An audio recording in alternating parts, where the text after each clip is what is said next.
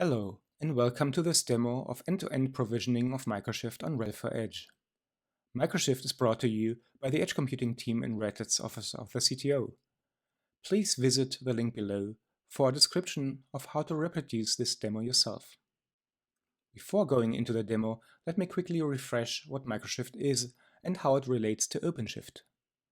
MicroShift is an experimental project that repackages OpenShift into a small form factor and optimizes it for use on field-deployed devices. At a high level, OpenShift is a bundle of an operating system, here RHEL Core OS, a set of self-hosted Kubernetes and OpenShift control plane services, and a set of cluster operators. These operators manage the whole cluster, including the underlying operating system and machines, making OpenShift clusters completely self-managing. MicroShift, in contrast, comes as a single binary that can be deployed to a running, externally managed Linux system via an RPM package, or as a container on Podman or Docker, for example, and that is then managed via systemd.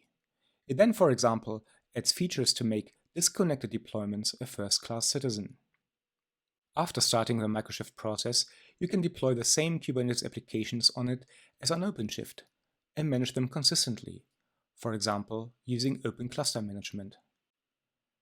Let's see an end-to-end workflow, from building a RHEL for Edge image to provisioning a new device, deploying MicroShift onto it, and managing workloads via Open Cluster Management.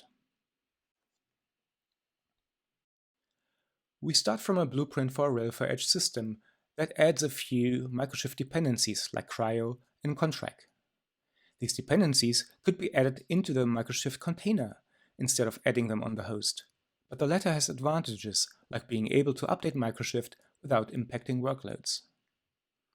We also add a configuration manager that we'll talk about later, as well as packages for device management using Red Hat's Fleet Manager. Next, we import that blueprint into Image Builder, and then build a new RHEL for Edge OS tree container.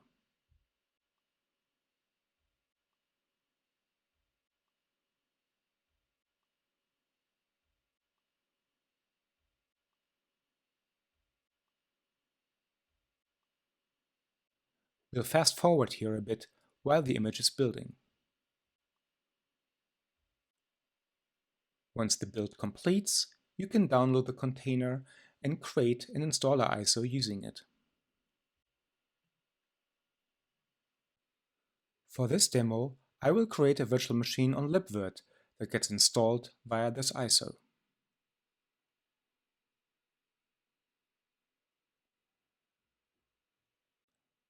After the installation completes, the device boots into the RHEL for Edge system. We can now check that it actually runs the RPM OS tree that we defined via the blueprint.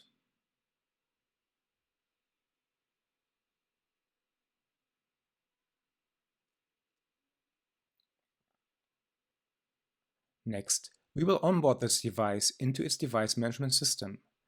Eventually, this will work fully zero-touch after power on, using the FIDO device onboarding industry standard. But as implementation of that functionality is not quite complete, we have to run a small registration script on the device. Note that usually neither SSH nor console access are available. After the onboarding process completes, we can find the new device on the web UI of Red Hat's Fleet Management service. What we've seen so far isn't specific to MicroShift at all, but would be the same with any other workload. Next, let's deploy MicroShift.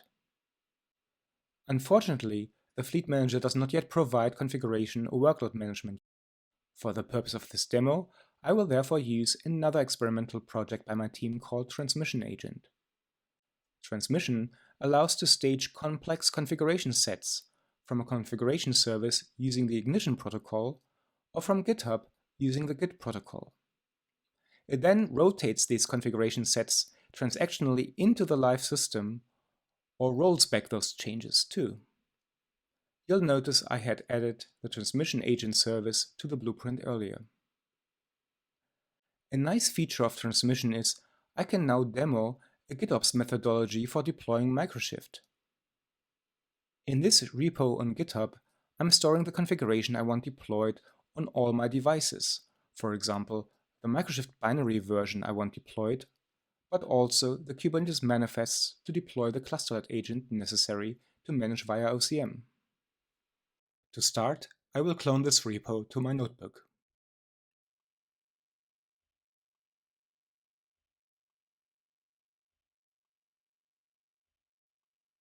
Next, I will create a new branch that is named after my device's device ID, in this case the Red Hat Insights ID that I can find on the Fleet Manager web UI. This branch will contain the configuration specific to my device. Next, I log into the Open Cluster Management instance that I want to use to manage my MicroShift cluster. Then I run a script that pre-registers a new cluster with the name MicroShift demo and downloads the credentials necessary for my MicroShift cluster to authenticate with the cluster manager later. You can see how the script added a kubeconfig and the cluster name to the manifests of the clusterlet agent. I can now switch to the cluster management web UI and see my cluster in pending state. That means the manager waits for my cluster to come online and register itself. Back on the device's console, you see the URL that transmission agent has been configured to query for configuration updates. In this case, it points to my device's branch on the GitOps repo that I cloned earlier. As I haven't pushed that branch yet, transmission doesn't find configuration for its device and thus just retries 5 minutes later. Now let me actually commit and push my device's branch to GitHub.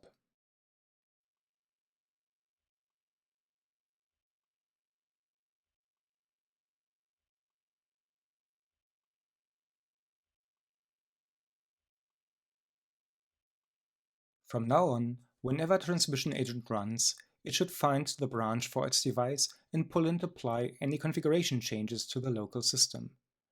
In this case, it will download the MicroShift binary in clusterlet manifests, create a systemd unit for it, and start that unit. A few minutes later, MicroShift will come online. Updates work similarly. Push an update referencing a later MicroShift version to GitHub. Transmission will pick up the change, download the newer version, and restart the MicroShift systemd unit. For security reasons, production deployments do not allow remote access to the cluster, neither via SSH nor kubectl. To see MicroShift running, I therefore have to use the console again. You can see that after MicroShift started up, it found the Kubernetes manifests for the clusterlet and applied them to the cluster. Once the clusterlet is running, it calls home to the cluster manager to register the cluster. From then on, the Open Cluster Manager will show my MicroShift cluster as ready. I can now deploy a test workload on the MicroShift cluster just like I would with OpenShift. In this case, I'm adding an Nginx deployment, selecting the cluster named MicroShift Demo as deployment target.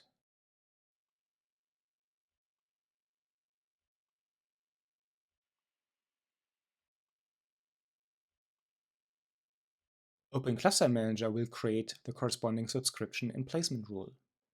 A moment later, these get picked up by the clusterlet. It then creates the corresponding Nginx service and deployment on the MicroShift cluster.